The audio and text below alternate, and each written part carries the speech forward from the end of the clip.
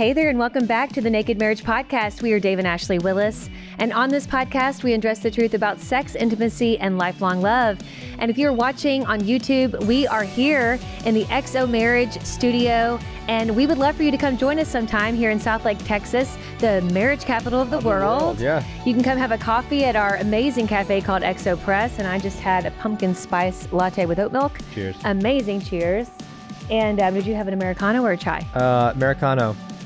Chai's for later in the day. Yes, I know he loves his chais later in the day, but we want you guys to join us. You can come watch us. We are staring at glass because the cafe looks right into the studio. And so you can hear us, you can see us, and we'd love to meet you. So come anytime to the XO Marriage Center in Southlake, Texas. You can go to xomarriage.com for more information.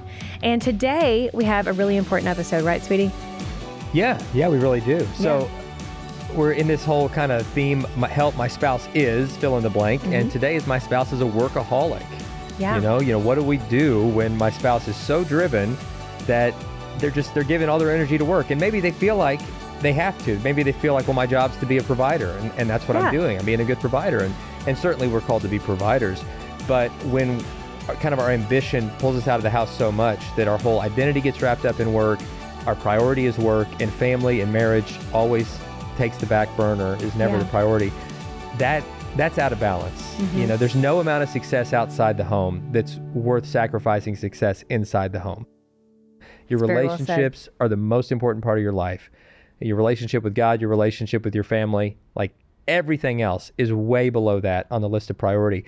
And our jobs are important, but really they're only important as a way to support our family and to be a light out in the workplace wherever we are. But if it's just about the dollars, it's just about climbing the ladder, that's an empty pursuit.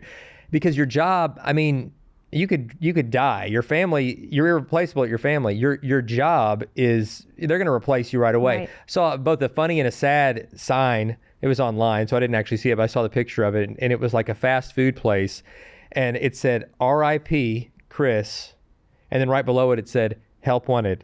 Oh my gosh. And I just thought, man, that's life, right? Your job, they'll miss you, but they're going to replace you fast. So you can't wrap up your identity in something you could lose. Some people, I think especially some of us as men, we can find our identity in work. Like, that's who I am. Whatever title's on my business card, that's who I am. No, that's not who you are. Right. You're a child of God. And that's not even your most important role. Your job's not your most important role. Your husband, father, like those are the things that only you can do. And if you're finding that in work instead, you're missing out. So true. Years ago, I wrote an article called 5 Workplace Habits That Could Harm Your Marriage. And I wanted to share some of those with you. And if you want to see the whole article, you can go to xomarriage.com. But this is something that we get a lot of questions about because it's so, at work, especially if we're excelling, we are making a lot of money. We're getting the promotions. We're getting the attaboys, attagirls. Like, we tend to go where we feel like we're receiving the affirmation, right? Right, yeah. And if we're not getting it home, right, then if I'm not winning at home, right, I'm going to go to where I'm winning. Right. And it tends to be work for a lot of people. Yeah. And so we do get our identity wrapped up in it. So I want to talk about these 5 workplace habits that are not good for your marriage. Number 1, watch out for this. Do not do these actions. Number 1 is we never reference our spouse when talking to colleagues and or fail to wear our wedding ring at work. Like, this is a big red flag. This is something where, when you're just wrapped up in your work and you're working all the time, if your colleagues don't even know you're married and you're spending all your time there, that's really concerning. And you may say, or people may say, well, what does marriage have to do with my workplace? Why do I have to? That's private. Like, why should I have to tell them that? What would you say to somebody like that, sweetie? I would say your marriage is both private and public. That's the way God designed it. That's why, Jesus' first miracle was at a wedding. A wedding is a celebration of this private commitment, but it's always done in public because it's God's design. Is this relationship is meant to be lived out in public. Like, it's both. Just like our relationship with God. If nobody in your life knows you're a Christian, then you're not living your faith properly because it's both a personal, private decision and one that's meant to be lived out publicly, or else we're just not doing it right. So, if you have a strong marriage, the people in your life should know that you're married. I mean, talk about your spouse. I've heard a pastor friend that I admire say the best adultery repellent known to man is to talk often and openly and lovingly about my wife. I want everybody in my life to know I love her. I'm crazy about her. She's on my mind even when she's not here, and to celebrate that. So some ways you can do that to stave off really some toxic behaviors and also falling into this workaholic kind of situation is have a picture. Have a picture of your spouse, okay? Have a picture of your spouse in your cubicle, in your office, at your desk, not only to let other people know you're married and they'll say like, oh, who is that? Is that your wife? You know, or is that your husband? Is that your family? I think that's great, but really to remind you to say a little prayer for them. Like say a little prayer for them. It also serves as a reminder to call or text just to check in, see how their day's going.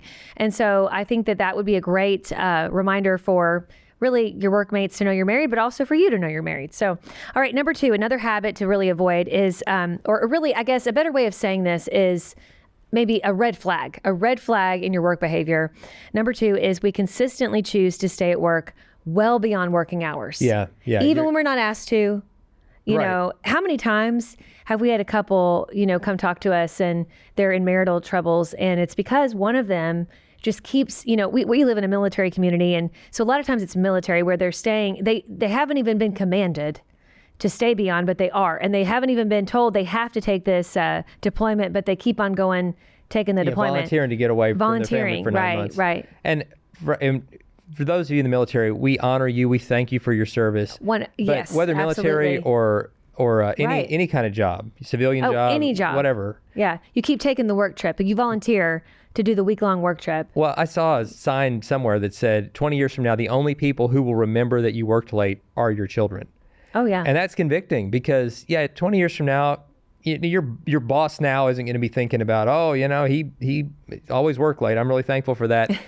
But your kids are going to remember, man, Dad wasn't around, Mom wasn't around. Dad missed the game. Yeah. Mom, didn't call me when she said she would or whatever. Yeah. Let me tell you guys, we travel for work. I mean, and it hasn't always been this way. I was a stay-at-home mom for, years. And then I came in and out of the workplace based on when we had kids. Like I stayed at home with each of our kids for a time. Then I went back into teaching. And then we've been doing the marriage stuff. I've been an interior designer. So there's been a lot of different jobs. But I will say right now in this season, our work, we love it. This is just, we pinch ourselves so we get to do what we do. Love it. And it's not just work, it's ministry. And we get to do it among people we consider family. They're even more than friends and colleagues. But I would say that we wrestle with, the tension. The tension of trying to find the balance of because we don't want to be workaholics. No, and when we're home, we have a ton of flexibility, thankfully. We're at everything. We take our kids to school, we pick them up from school.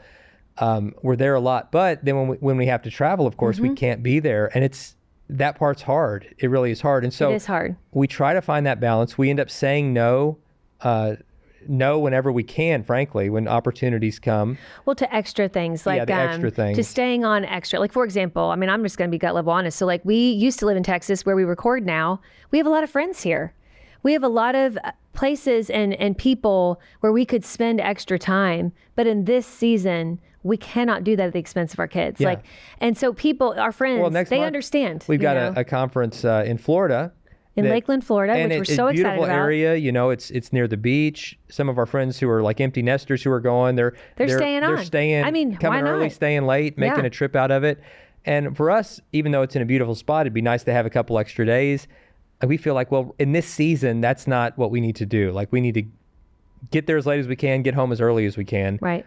To minimize that time away so that we can be present with our kids, because there's no substitute for being present. Right. Really, the only quality time is quantity time. You make the most of the moments when you're there. It's possible, to be physically present and lost in your phone somewhere else, but which is a whole other episode. It's a whole other episode. But kids need our presence. They need us to just our spouse needs our presence. There. Our spouse needs our presence. And we need to work. We need to be providers. Obviously, that's an important part of life, but we have to find the balance. So we're not saying you should feel guilty for having to go to work at all or anything. All of us need to work. But when you are intentionally giving work more than you should, you're cheating your family. Right.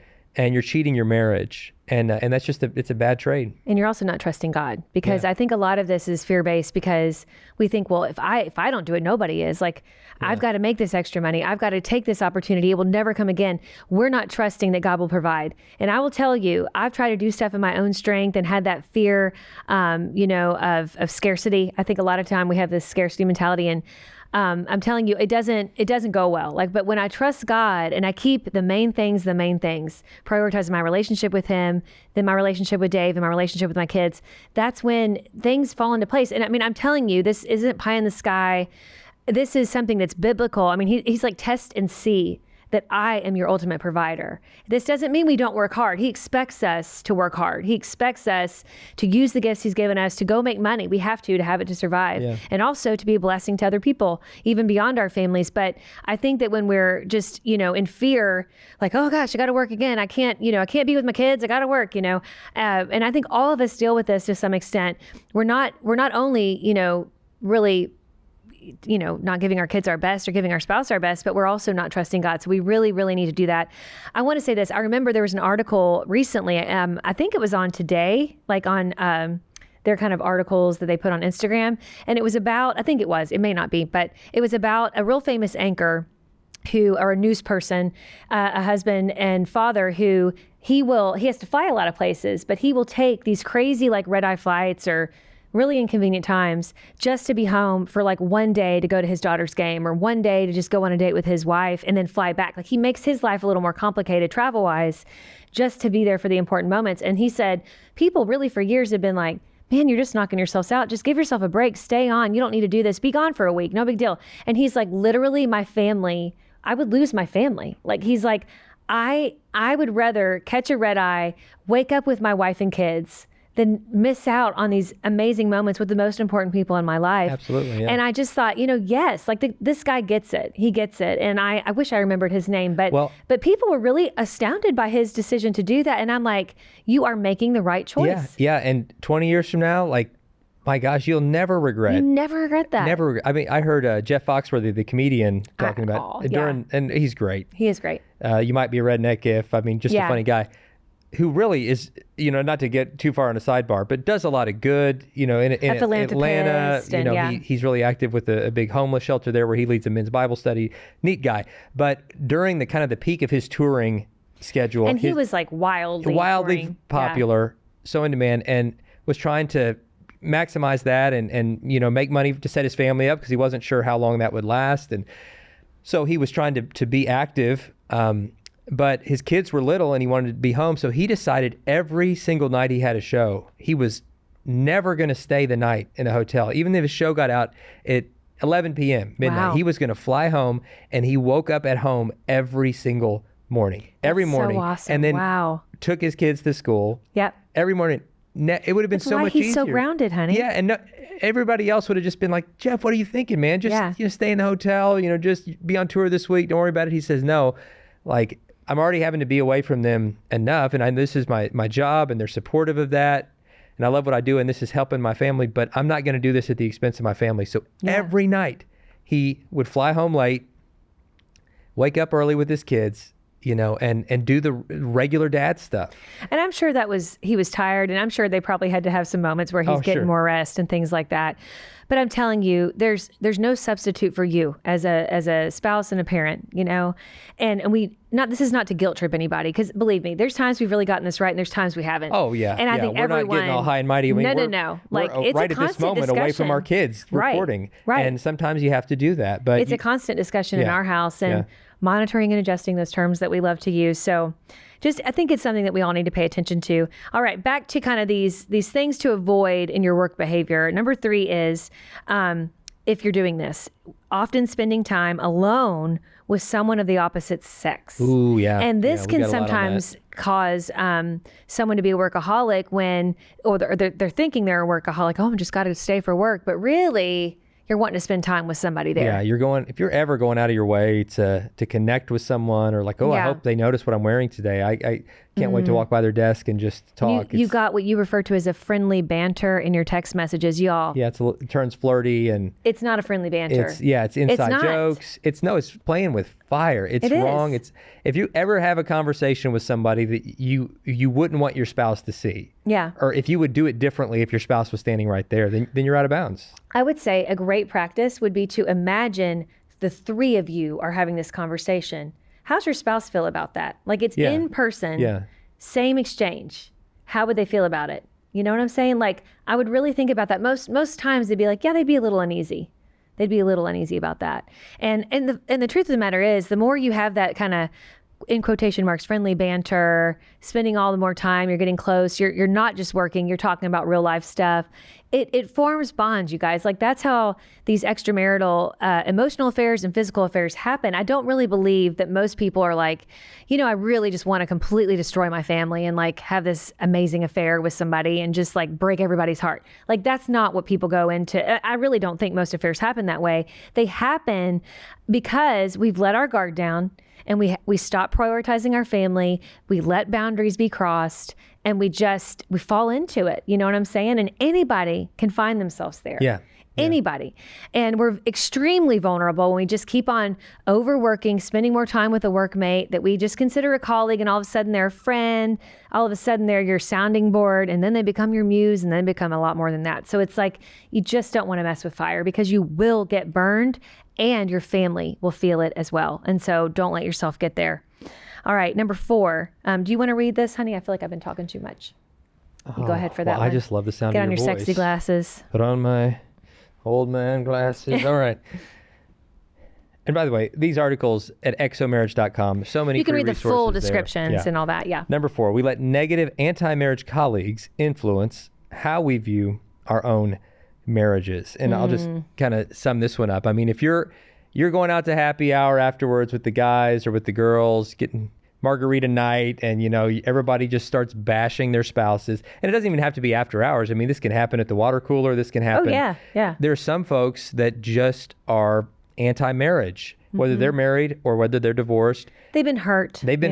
Yeah. Or they're not happy in their marriage. And so they want to find solidarity with you to also be unhappy in their marriage, or to also think it's okay to like check other people out. And that is just so dangerous. So your marriage is going to end up like the people that you're hanging out with the most, the influences in your life. You have to be so just intentional about that. And then number 5, we share too much information about our marriages with the people at work. We kind of touched on that. Yeah. Which again, is just kind of common sense. We want to share about our spouse, like we said, all the good, but anything negative about your spouse, I feel like a good policy is never say anything negative about your spouse, especially to anybody of the opposite sex. Yeah. Never confide in someone, complain to someone of the opposite sex that, right now, things are tough, or my wife's doing this, my husband's doing this. And be super careful about someone of the same sex. If you're looking for prayer, if you're looking for, hey, I need your advice, we're kind of at this impasse, we're having this struggle. But if it's just about bashing, I can't, she's doing this again, or my gosh, he's doing this again, that's just not helpful. It's just really not. It's not. And I want to say this too. So like with this, like if you really feel like, Dave and Ashley helped me, my spouse, literally, I feel like I barely see them. I think you've got to be honest with them and say, go up to them and use I statements. Don't use you statements like you're never home. You're always late. You seem to prioritize work. Okay. Those may all be true statements, but that's going to shut your spouse down and they're going to feel very much attacked and ambushed. So instead use I statements. Say, listen, honey, I miss you. Yeah, I miss you. I miss our time together. I'm worried about you feeling the need to work so much. I'm worried that we're falling into bad habits. I really wish that we had more time together. I really wish that your work schedule was different. I think that there are unique situations. We mentioned the military. My goodness, you all are real heroes. Both the military person who's working, who is in the military, but also the spouse. Like you guys are our heroes. And I know that there's sometimes no choice. Like they don't have, sometimes, you have to do give the orders, follow the orders you're given. But even in the kind of jobs like military jobs where there may not be some choice in the time involved, there are things you can do to pour into your spouse. Oh yeah. There are things you guys can do. And we're in a military community, just for those, Fort Gordon is where we're near in Georgia. And there's so many couples we know where they make sure they have those touch points of pouring into each other, spending time together. If there is a deployment, they have a big trip planned after, just to spend that time to really fill that tank quickly, and then get back to like a new normal once they're back in the home. So, there's things you can do. I think shift work is an especially hard one. We know a lot of people who do shift work, and the hours can be hard. Like you get put on that night shift and you feel like you're literally ships passing. My dad worked my whole childhood at a car factory where he worked. He worked all day during day shift, and then there were times that he had to transition to night shift. And mom and dad would kind of go back and forth on that. But the intentionality of both of them to stay connected and to prioritize the family was really inspiring. My dad would use his vacation time to coach us in Little League. To make sure that he could get off early enough, or that he could be present for those games that was important for him. And he's using his earned time off just to invest right back into his family, not to just take it for himself. And really set the model, both of them did, for how they worked to prioritize their marriage through that. And then now, they're reaping the results of that. All those investments that they made, and their marriage isn't perfect, nobody's is, but they made so many investments, and it's the investments you make in anything over time that really add value to it.